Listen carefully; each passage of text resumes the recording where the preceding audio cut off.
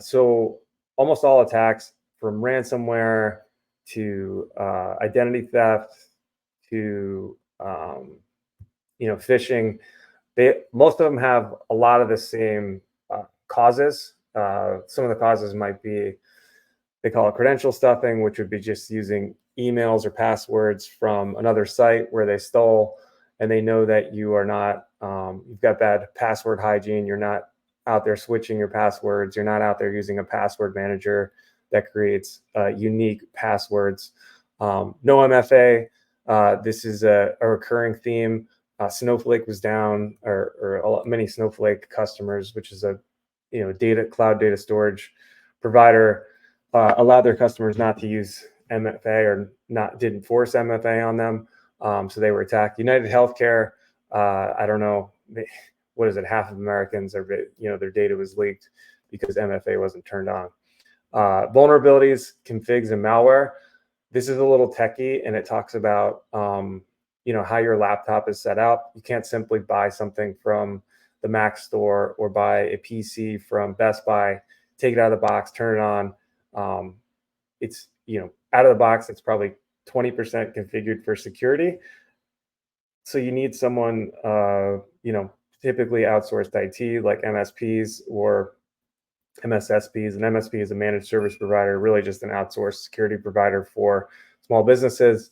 But in the absence of having a company and a corporation taking care of these things, that making sure your laptops or personal devices are safe, it creates a lot of opportunities for adversaries or attackers to get in and get into things. But we'll go through that. Vulnerabilities really, I think, tied strongly to ransomware.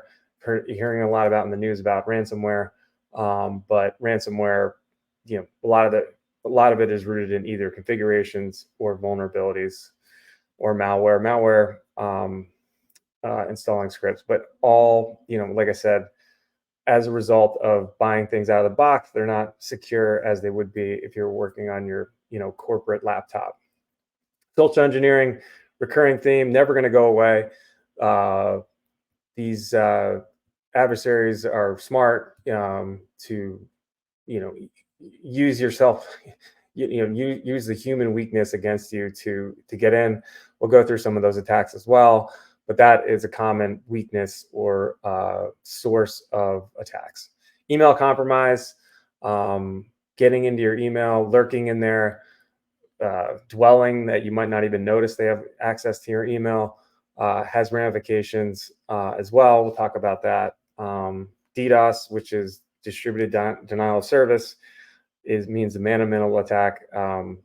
Typically, it's from using Wi-Fi, but that term can be used in social engineering and phishing as well. A bit confusing. Ransomware is really not so much the cause, but the actual threat, occurring. So we'll go through some of that. So weak passwords that are reused. Can't stress enough on using a password manager.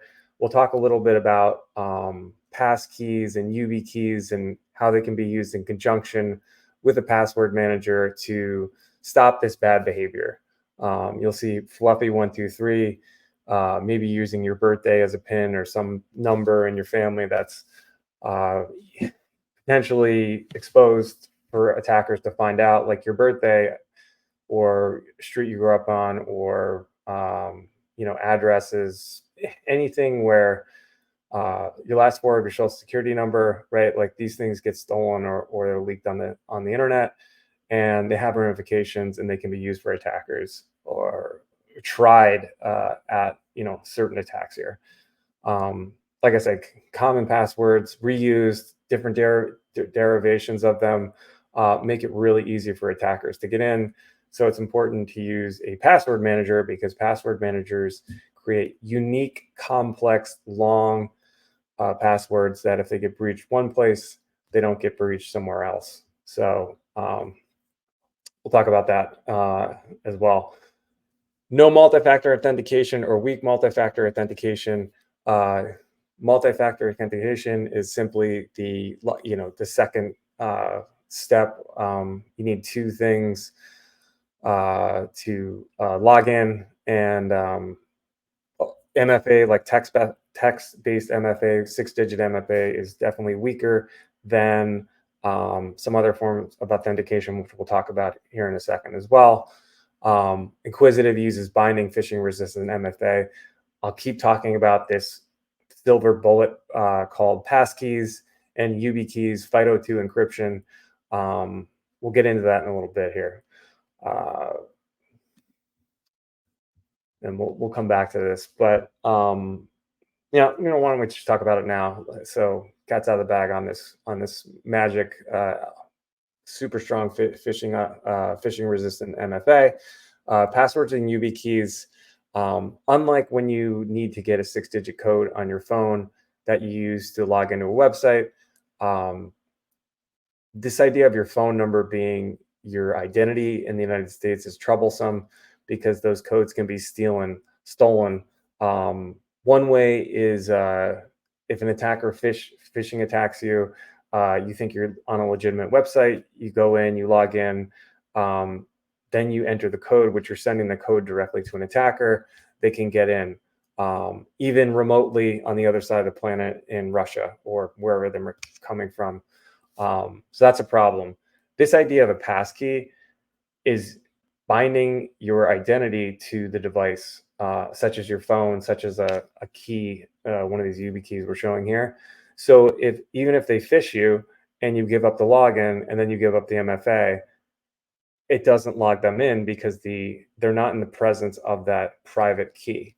So that's very important. We'll keep talking about how this disrupts attacks.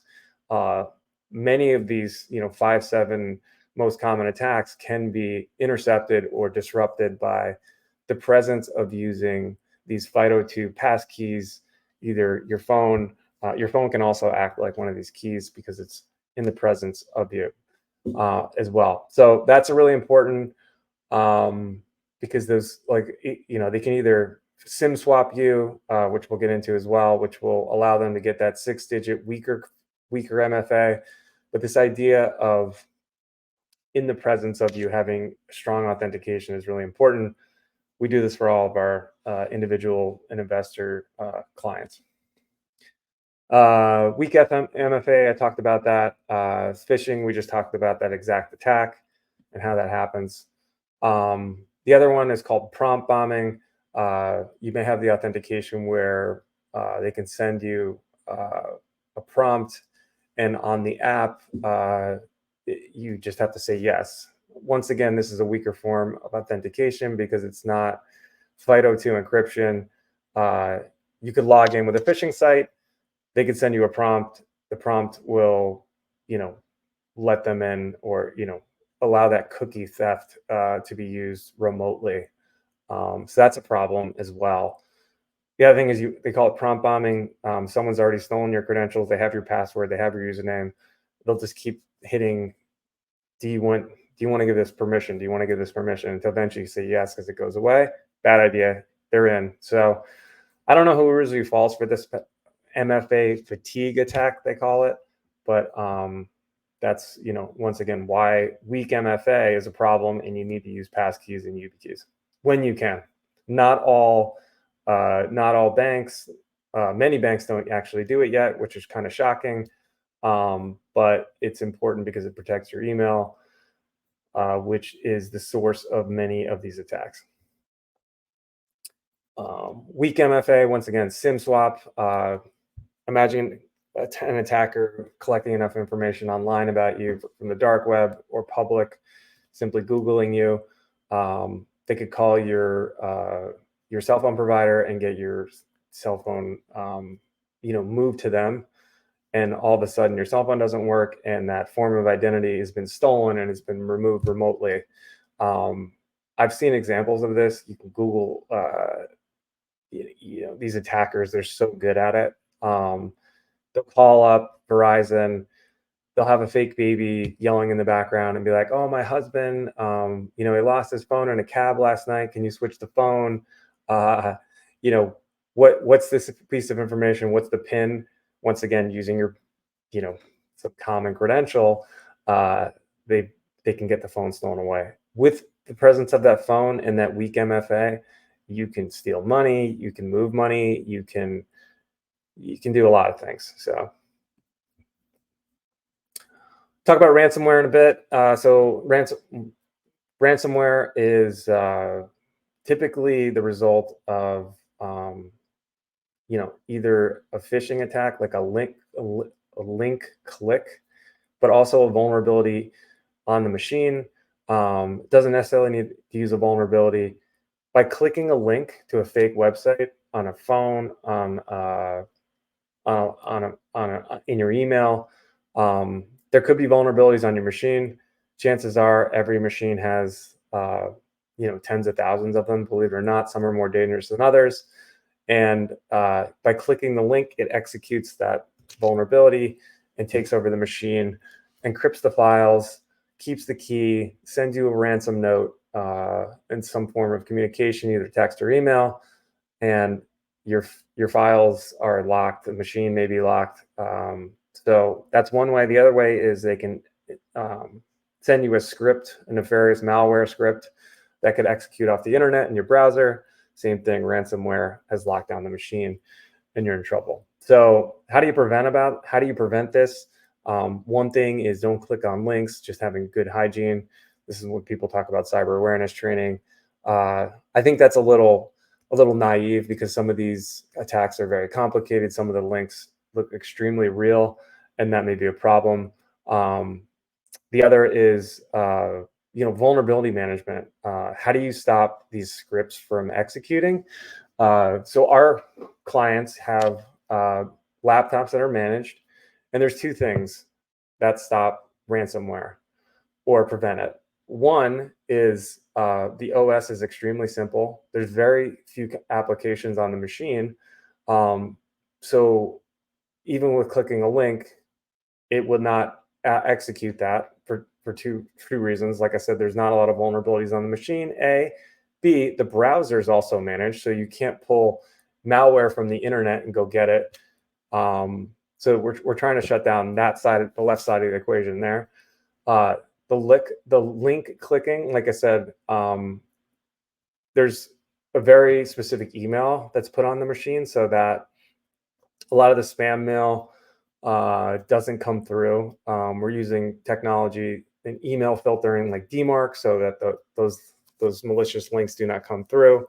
But the other is, like I said, the execution. Even if they do come through and they're clicked, the left side of the equation is clean, and we're preventing that ransomware. The other thing is a lot of individuals don't really have a lot of things that you'd want to ransomware.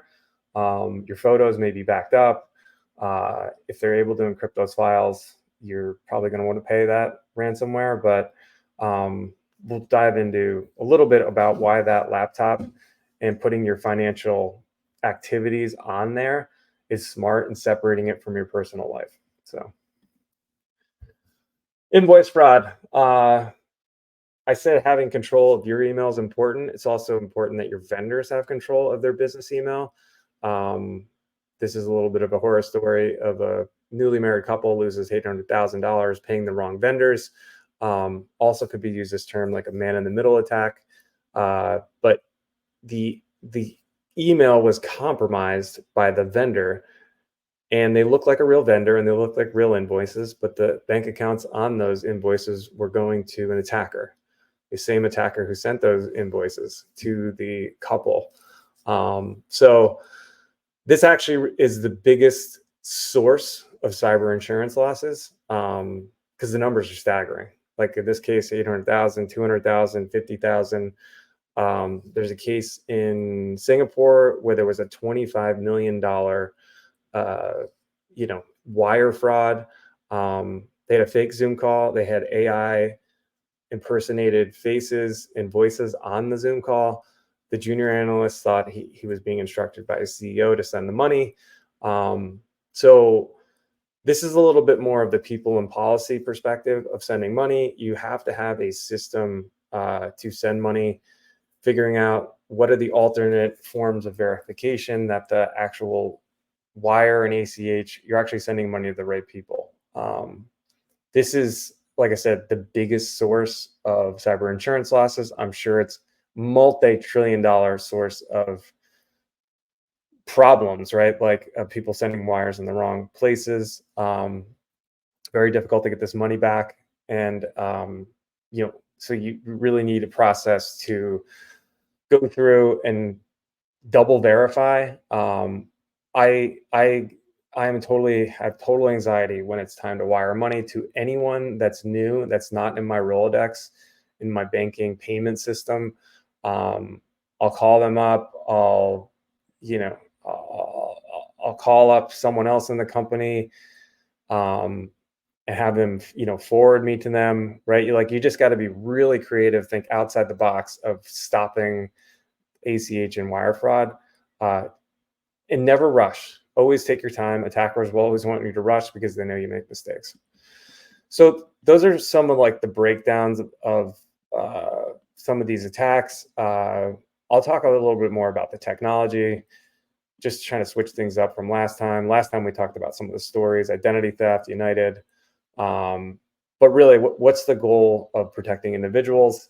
Three things Inquisitive IT focuses on. Like I said, manage laptops and desktops. We just talked about ransomware attacks. The other is authentication is really important from a technology perspective. Using passkeys and YubiKeys, incredibly important to us intercepting and disrupting attacks. And the third is just ongoing cyber awareness training, which is difficult. It's probably the hardest one to train. I have friends and family of my mother using one of these laptops, but it's difficult. It's difficult to teach new policies and changing routine. It's just personal habit, and it's tough to do. So people, process, and technologies. This is a little different, but tech procedures, awareness, best practices, and support are some of the things we provide. So the number one thing from a policy or procedure perspective is separating wealth from personal. So we send these secure devices to individuals to use. On these devices, we ask that they only access banks and investing. Maybe they have tax correspondence on there. The only websites that work from a allow listing perspective is banks and the websites, banks and investing websites. So an attacker can send a script, but it won't execute on those browsers. There's very little on them. They're very stripped down. You're using passkeys are the only ways to actually get on them and turn them on. So like I said, very, very locked down, very kind of simple, and we're compartmentalizing the aspect of their life in terms of investing in finance. We're using a password manager just on that one section that's accessible with a passkey. Complex and unique passwords are enforced. The emails are not used outside of this. You're not signing up for retail stores using this email.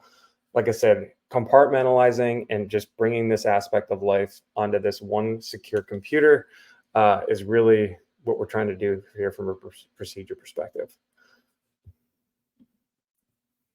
So they have, and in terms of financial accounts and everyday, where does that kind of, where's your personal life start to cross over into your financial life? When you want to spend money, you need access to money in terms of,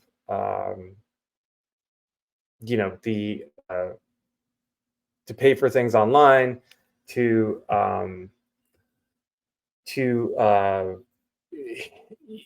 credit cards and regular kind of like online checking, right? So what you'll do is you'll have either multiple bank accounts or your investment account pushing money down to your everyday use. You should never be able to pull money from where you have your crown jewels, your retirement assets in there. So having that this kind of one-way door where money is pushed down so you have enough money to live your life is one of the other things that we greatly recommend to help minimize losses, even if from a personal account you're defrauded. Some of the technology, like I said, we most of the time we're using Chromebooks, but if you want to use MacBooks or PCs, they're not as safe as Chromebooks because they have a lot more applications and code on them. You have to do a lot of things to secure them. We understand that some people want to have one computer.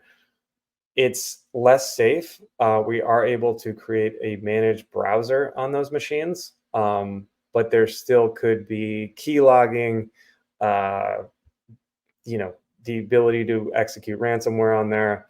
So not ideal, but we do, just like many managed service providers or outsourced IT providers, we are able to manage PC laptops, MacBooks, desktops as well, but Chromebooks are ideal. And that, like I said, involves a lot of, depending on how far you want to go, we can scan for vulnerabilities. We can scan for configurations to make sure they're safe. We can use detection, EDR, endpoint detection, and response for those things.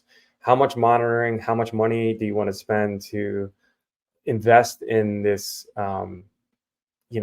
To clean up basically vulnerabilities and configuration problems. Phishing resistant authentication is the backbone of our security strategy. Like I said, this having these passkeys or YubiKeys in your presence changes the game in terms of going away from your phone number being your main form of identity and authentication.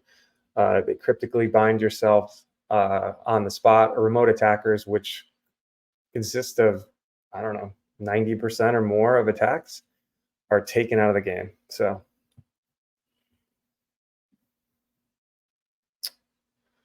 some of these other things I mentioned, vulnerability scans, endpoint detection, these are really for Mac and PCs. Managed browser, which is part of a Chromebook, basically built in. But if you're not on a Chromebook, you can use that as well. Dedicated backups, business data. We're not dealing with business data because we're dealing with individuals here, but that's important. Configuration management, like when I'm talking about configuration, think about the ability for the computer to turn off after a certain amount of time. Does the USB drive work? All different kinds of configurations that are you can harden the machine basically from attacks and data leakage. Regular updates, I think I talked about that. It has to do with vulnerability management and new solutions. Attackers are evolving. We're constantly trying to up our game to make sure that we make things as simple and as safe for individuals. Password managers, I mentioned this before, complex passwords and unique passwords are important. This coupled with YubiKeys and passkeys is a game changer. You should be using them personally because it makes your life easier and more secure, but we're also using them, we're using a different password manager on the Chromebook. I posted this a couple months back, really talking about mapping kind of all the things that passkeys and this idea of having FIDO2 authentication could disrupt attacks.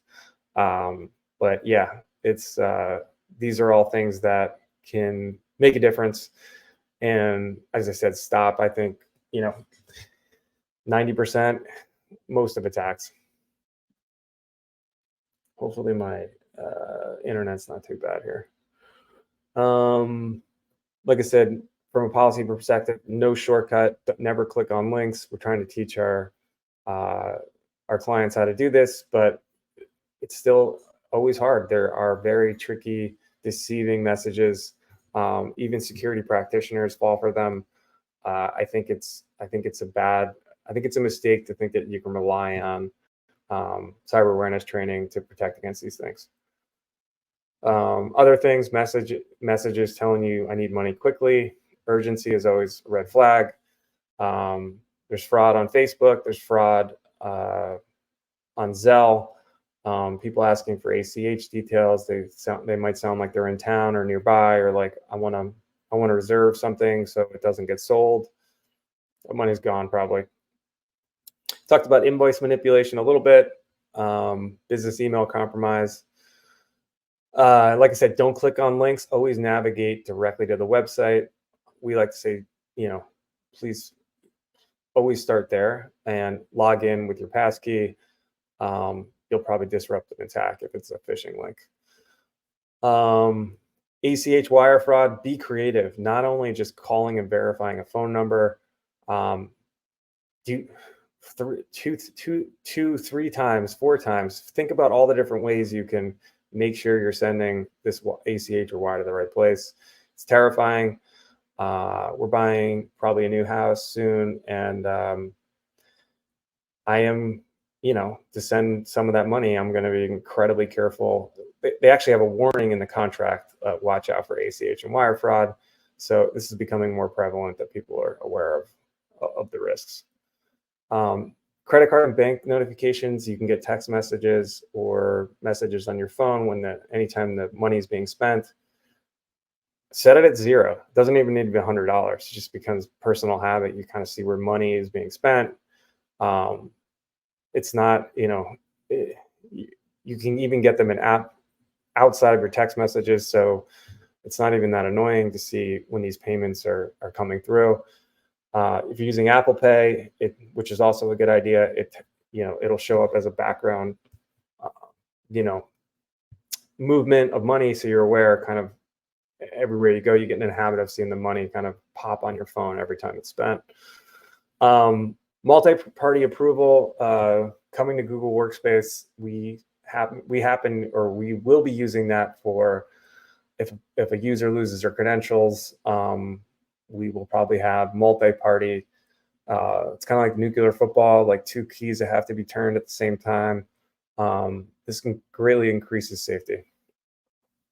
Password managers, we talked about that. Do not store the creds for business Google. I'm not sure what I meant by that, but we can come back to that. Wi-Fi best practices, and I know we're over a little bit on time here, but if you're traveling, use a hotspot.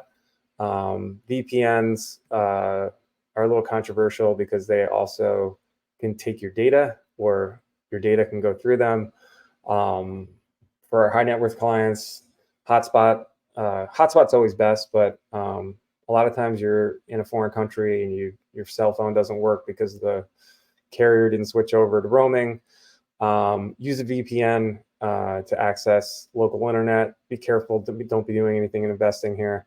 At home, set up guest networks for everything that aren't your cell phone, your laptop. Probably everything should be on a guest network, including guests. And the you just want to be really cognizant of that. Even kids' friends should be using the guest network. Keep that internal network sacred. Ring doorbell cameras, TVs, Roombas, all go on the guest network. Other best practices, which I just did recently on Google, create a legacy plan so that if you God forbid pass away, the beneficiary will be contacted and they'll have access. You won't have to go through a power of attorney or anything like that to get access to your data. Dark web scans, be careful what's out there. I run them. There was a slide here we didn't cover, but one of the healthcare or protein providers that I use online was breached, and they still haven't even made an announcement about it. So it's important that you know kind of what's out there. There are services for high net worth clients that'll clean this up. And I think it's important that you do that because it makes you less vulnerable. Less information out there is better. Use passkeys. Wife's Amazon account's been hacked 4 times. We just use passkeys. I have a passkey. She has a passkey. Things are going pretty good now. So use it on social media. I'm using it on StreamYard, this platform that I'm streaming to LinkedIn, WhatsApp, passkeys.directory tells you all the companies that are supporting passkeys, that list is going to grow dramatically in the next year, just because this is such an effective tool to prevent remote attacks. AI applications like ChatGPT and Gemini, own your data forever. Some of that personal data, I have no idea where it's going to end up, but it can be used by attackers. So understand the terms and conditions. Don't input sensitive data, especially identification data. There's those dark web resorts of Piping Rock. So this is my dark web resort report recently. Luckily, there's no like social security numbers, but you can see my email here. I'm sure they probably have some old weak passwords. Password managers as well will tell you when you've probably had a password compromised.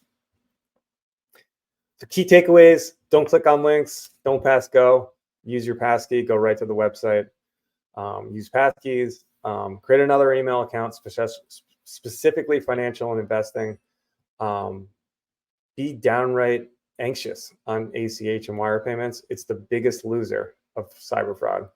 Have a strict process. Be creative. Think about all the different ways I could like contact them. Have fun with this. Make a game out of it. Call the colleague next to them and have them pass them the phone. Go down there. If it's a local place, figure out like, hey, is this the right ACH? I mean, I cannot overstress this, because it's crazy how much money is being lost to attackers and how creative they are to make sure you have the wrong credentials to send them money. Dark web scans like the one I just showed you should have one of those services running just to have an idea of what's out there and if you should be rotating passwords. Password managers will also tell you that.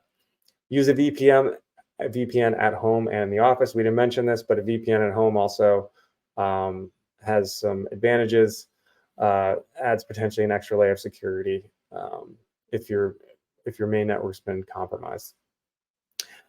In terms of managed configurations, vulnerabilities, that's probably something you want a managed outsourced IT provider. Inquisitive IT does this for individuals, but you can also use your work computer potentially. That hopefully is the IT guys and cybersecurity guys are doing a good job of this, but you can use that as well. Setting up a guest network on your Wi-Fi router is extremely easy to do. Most of these Wi-Fi, most of your Wi-Fi systems have an app for you to do this. Make it a complex password. Make sure that you have a separate Wi-Fi network in your house subnet that has all these less secure devices on them. Managed authentication services that utilize privileged access. I don't think we're really going into that for individuals, but there's a lot of new habits in terms of I mentioned that kind of like dual authentication for when any of our clients lose a password, they need to be reset. We got to be really careful with that. 24/7 detection and response really has to do less so on the Chromebooks, more so on the Macs and PCs that we manage. So that's about it. I have a test here as well that I wanted to throw into the chat. You can test your knowledge. Let's see if this works. It should be in the comments. Well, it is on YouTube, but probably not on LinkedIn. I will put that on. I'm checking out for the day. Like I said, we have these probably usually once a month. We'll start to have them faster as we accumulate more clients here. Inquisitive IT, very active in the tri-state, very active in the state of Florida. Reach out. If I can help protect a loved one, your mother, investors, clients. Like I said, we work with financial planners, family offices, state attorneys, accountants, all referring us individuals they want Inquisitive IT to work with to secure them. And like I said, I'm open Komodo on all the best practices we practice here, and how we help prevent and secure these individuals. So reach out, give me a call. If you have any comments or things that you think you're concerned with, I love to farm for dissent from friends and family, from my network on LinkedIn. Let me know where you think there's weaknesses here, because I know things are evolving by the day, and any way we can help our end customers and end clients, the better. So appreciate you jumping on, and let me know if I can help. Cheers.